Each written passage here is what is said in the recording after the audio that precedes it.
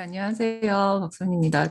이번에 그 아르코 미술관과 광주 비엔날레에서 한 관람객 조사에 대해서 조금 더 얘기를 해볼 수 있을 것 같은데요. 제가 이해하기로는 이 관람객 조사는 일단 포스트 코로나 시대라고 하는 대전제 하에서 진행이 됐습니다. 그리고 그 틀 안에서 포스트 코로나 시대란 비대면 온라인 콘텐츠 시대다라고 하는 이제 설정 속에서 이 온라인 콘텐츠에 대한 관람객들의 이용 경험 그리고 그것에 대한 만족도 조사 형태로 진행되었다고 이해가 됩니다. 근데 이 포스트 코로나라고 하는 설정은 코로나 이전과 이후를 이제 구별하는 접근이라서 이전의 경험과 이후의 경험이 얼마나 달랐을까라고 하는 이제 분석을 기대하게 하는데요. 사실은 이게 워낙 그 문항이 단촐하다는 느낌을 저는 받았는데 그러다 보니까 사실 이 비교하는 어떤 접근이나 관점들이 포함이 되지 않았다라는 생각이 들고요. 그러니까 그러다 보니까 저는 오히려 이 설문조사 문항이나 결과를 보면서 오히려 팬데믹으로 인해서 사실 관람객들의 직접 관람이 얼마나 변화했는지 그리고 온라인 콘텐츠 이용의 증감이 어땠는지 이용 행태는 어떻게 변했는지 이런 것이 이제 더 궁금해지기도 했었고요. 오히려 한 걸음 더 나아가서 포스트 코로나 시대란 도대체 어떤 시대이고 미술관과 미술 전시는 무엇을 해야 되느냐 그리고 포스트 코로나 시대를 온라인 콘텐츠의 시대로 환원하는 것이 적절한가라고 하는 질문들을 이제 다시금 해봐야 하지 않겠느냐라는 생각을 같이 하게 됐습니다. 그래서 물론 이 미술관이나 미술 전시의 온라인 콘텐츠 제공이나 이용은 코로나 팬데믹 이전부터 행해져 왔죠. 하지만 2020년에 봉쇄 조치가 온라인 서비스를 통한 미술관의 어떤 존립 문제와 이제 굉장히 긴밀하게 맞물리게 됐고, 뭐 한국 같은 경우에는 디지털 뉴딜 같은 정부 기조가 이제 국공립 미술관 그리고 미술 전시의 어떤 방향타를 이제 뭐 명시적으로 설정하게 했다고 볼 수 있습니다. 그래서 이러한 상황이나 맥락에서 포스트 코로나 시대는 강력한 디지털 전환, 비대면 경제로 대체 가능한 시대 규정이 된 것으로 보입니다.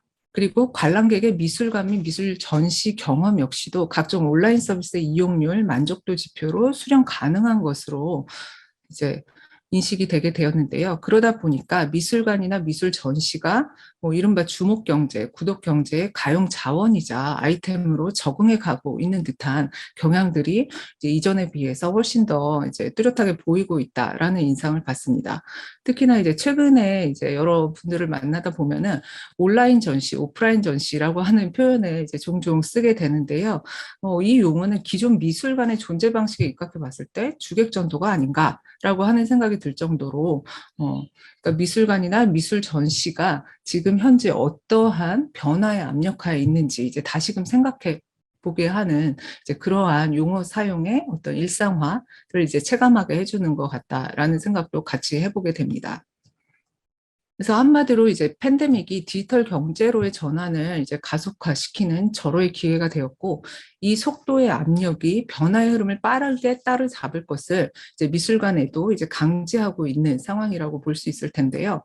그런 상황에서 미술관이나 미술 전시가 관람객에게 어떤 질문을 던지고 어떤 메시지를 발신해야 할 것인가, 관람객 조사의 설문지 또한 하나의 소통 방식이자 미술관이 발신하는 메시지라고 본다면 이것은 이제 매우 중요해진다라는 생각이 드는데요.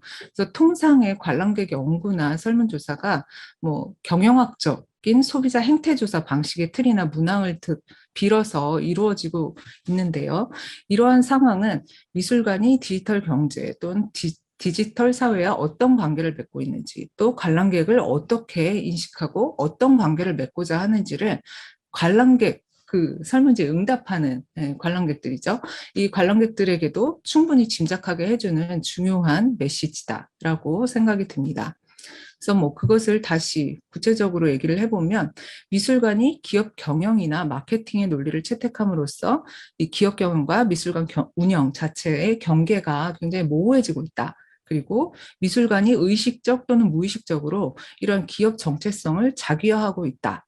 그리고 미술관 관람객을 시장의 상품, 즉 정보 상품이나 콘텐츠 상품의 소비자와 동일시하고 있다라고 하는 메시지를 이제 관람객들이 받아들일 수 있는, 이해할 수 있는 그런 단서들이 이러한 조사 방식이나 내용에서도 이제 충분히 담겨 있다라는 생각이 듭니다. 그러다 보면 실제로 관람객도 이러한 어떤 조사의 질문이나 내용을 보게 되었을 때 이제 나는 관람객으로서 어떠한 인식을 가져야 하는지 이런 어떤 자기 인식을 형성을 하는 데에도 영향을 줄 수밖에 없다라고 생각이 듭니다.